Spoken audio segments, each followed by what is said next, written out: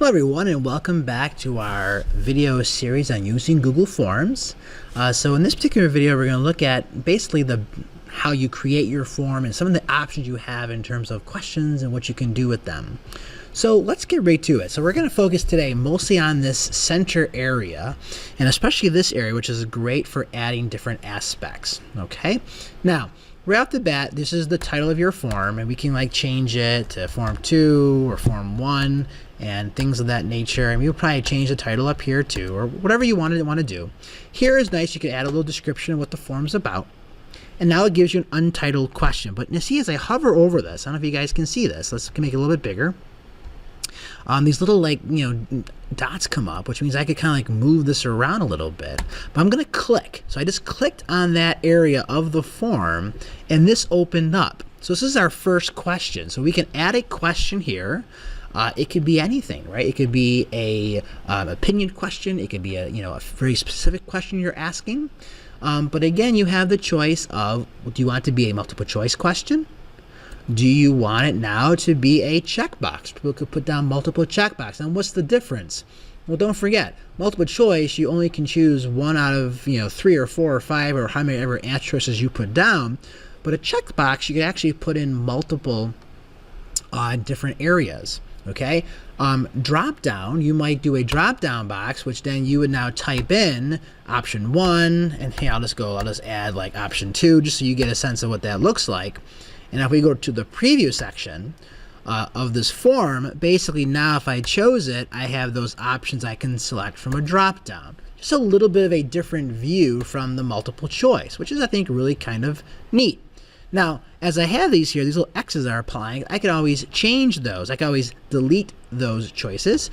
But then if you hover over here, I can also move those choices around. If I really want to kind of basically, change the order of those, all right? So let me just kind of get rid of those, all right? Now, another choice you have, which is really kind of neat, is a file upload. So this will let respondents upload files to Drive. This is kind of neat. Files will be uploaded to the form owner's Google Drive. So respondents can directly put files into a particular folder that you set up, right? But they'll be required to sign in. And again, if you're allowing people to put files into your drive, they make this point clear, only people that you trust, okay? I think that's important. Again, if you're working in a school domain or in a business domain, the form might be restricted to only those individuals who have access to that domain, and now that could be really useful. So if I press continue, you can have the question title there, only allow specific file types, or you could allow, and if you do that, it could maybe only want PDFs, or maybe only want video files, or audio files, or image files, or drawing files. You can do that. Number of files, maybe you're going to say 1, 5, or 10. Maximum file size. The point is they cannot take things over a gig, and again, that might be now counting against your storage space on your Google Drive. If you're in a business account, you might be paying for a very large storage. Most education Google accounts have unlimited storage, so that might not matter to you if you're working this as a teacher or a student. All right, but you could limit the amount, and that's how it actually works, right? And now you got it, which is kind of neat. Now, how does it actually look from a preview standpoint? So there you go. The question would be here. You might give them more of a direction, and then you would add a file. And then now they can upload a file from their computer. Again, kind of a neat way to retrieve or collect data that's filed. Again, you can see there'd be a lot of uses for this, right? Collecting assignments, collecting projects, collecting reports that could be in a form, which is kind of a neat way, I think, to actually approach it. All right, so you got a lot of ideas there, a lot of kind of neat ways you can use forms with the file upload feature, which I think is a really useful feature. Okay, now we can change this to a linear scale, which is kind of neat. All right, maybe you're doing more of a opinion-based survey and you want a range of responses, and therefore you would label number 1, maybe it's, I strongly agree, or I strongly disagree, and you could have your linear scaled. All right. And then you might have a multiple choice grid, which is kind of neat, okay, where you can add rows and columns, right? And I could add another row, I could add another column, I could add another row, all right? This is kind of neat. And I got columns, and then you could kind of, create a grid, and how would that look? It's always kind of neat to kind of see how these look ahead of time, where you have a row and you have different columns that you're working with there, which I think is kind of neat. So I just added a few there so you can kind of see what that will look like. If I go back to the preview, that's what it's going to look like. So you might have, this is great for a rubric, or you have different scales you might want to assess someone at. You can certainly do this in terms of creating a rows and columns, which is kind of nice. Okay, so let me just click back on that. That's your multiple choice grid. Checkbox grid, the same idea, which would just mean that you could check multiple boxes on a grid. All right, so now if I go back to the preview section, we'll look at the difference between that so you can kind of get a sense. It looks very much the same, but I could click on all of these boxes. Maybe I want to have multiple ways of representing data. I can do that. Let me leave this. If I change this back to just the multiple choice grid, it will only allow me to then only choose one of those per row. Hope that makes sense. I think if we look to the preview here, we'll see a different example of that. So if I do here, I can't click over here. All right, I can certainly click multiple spots, but in the other one, I can click on all of these. So again, it's just as you're planning out your form, you're trying to visualize, how will I do this, right? How will I make this, this data? What way do I want to collect data, and how do I want that collection process represented to my clients, to my students, to my coworkers, right? And that's the way you got to sort of look at this. I think that's an important thing to consider. All right. Now, we also can add a date.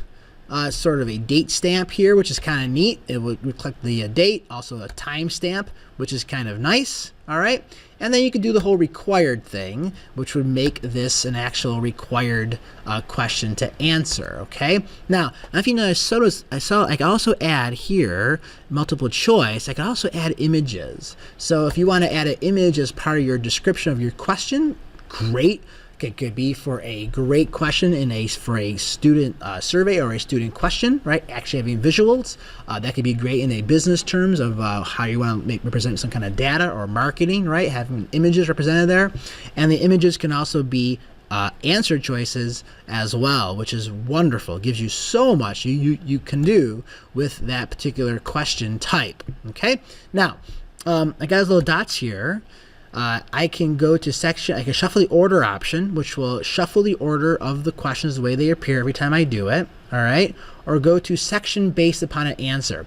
We're going to get this more in advance, but say if a person, say they answer option 2 or option 3, well, option 2 might take them to a different section of the quiz or the different question of the form.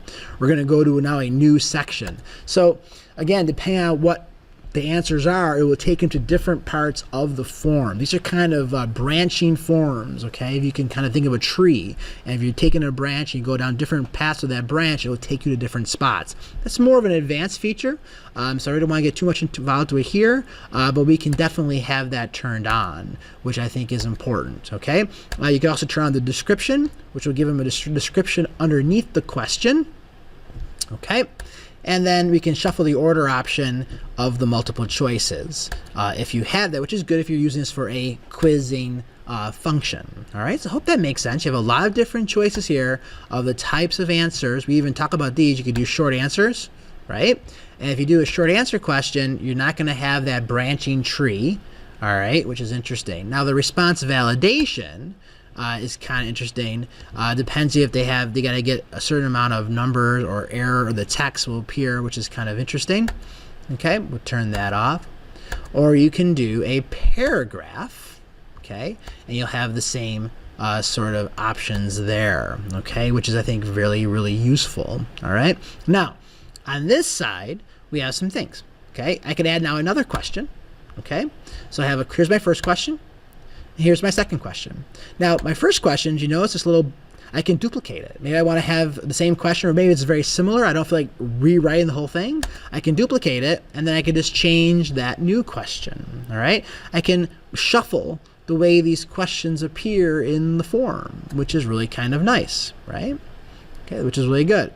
I can add now, if I go to a different part of the question, I can add a title and a description, all right, which won't even be a question at all. It'll just be a title or a description of this part of the form, which you can see would be useful. So this could be like a section header of your form, or it could be an instruction that you're putting in here into your form, okay?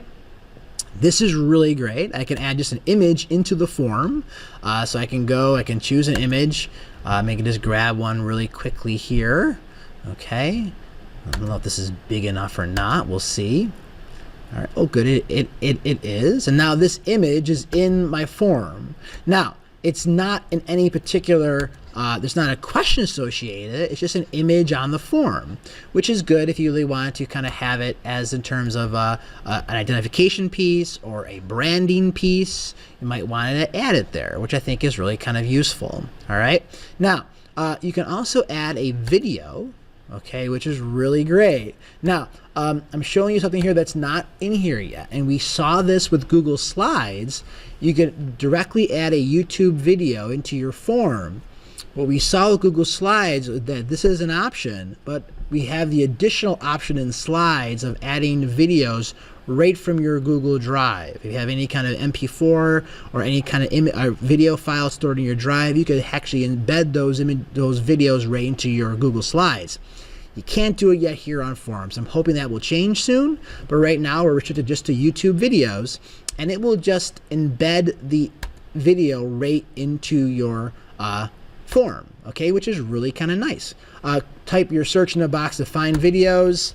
Let's just do, like, we're doing this Washington. Let's do like Washington, like George Washington, Washington, D.C. travel guide. Well, that's not what I was looking for, but that's okay. We'll do the Washington, D.C. vacation guide. We'll select it, obviously, if you already knew it. But look at now there, that video is in your form automatically, okay, which is really kind of nice. All right, and now you could add it as part of a section, or if it was in a question, you could add questions underneath it. These three little dots here, I can center align it, all right, which is kind of nice.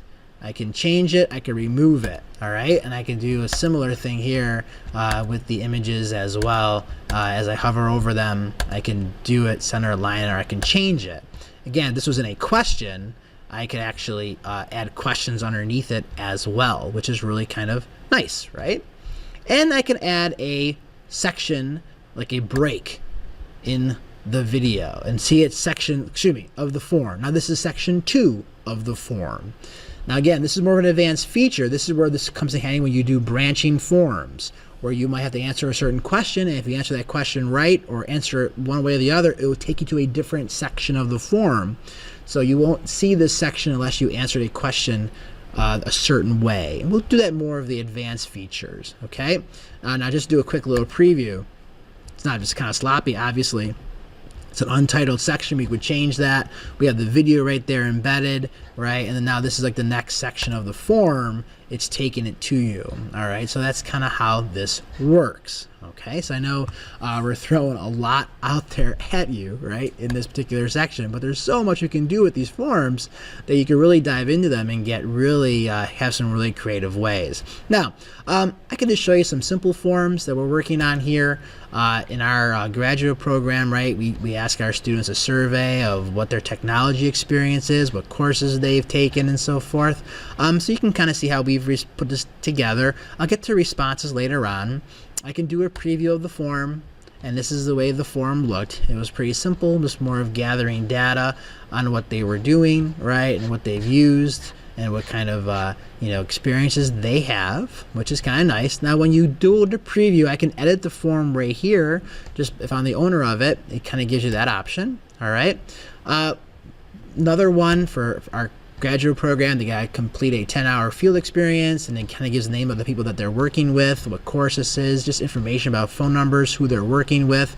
So that's just a nice way to collect data, which we'll look at some of the forms and how do you get to that data later on, and we'll get to this later. From a teaching standpoint, I use this for a rubric for a course I'm teaching where students create video projects, and this is my rubric that I've created. So just a way I can kind of assess what they're doing on this particular video, which is kind of neat. If I go to the preview of it, this is the way it looks out. I kind of added some images of the course because they get some credit through different universities, and just some things that I'm collecting, and I use that kind of scaling feature here, and use that here as well, which is really kind of nice, okay, which is good. And then from some AP Rural, this is sort of a DBQ, document-based rubric, where I use it to analyze students' answers on responses, and just some of the simple forms that I've put together and that I've used. Okay, so there was a lot in that video. I hope that all made sense to you as you can start building your form, and I hope it worked out well. All right, take care. Have a great day. Bye-bye.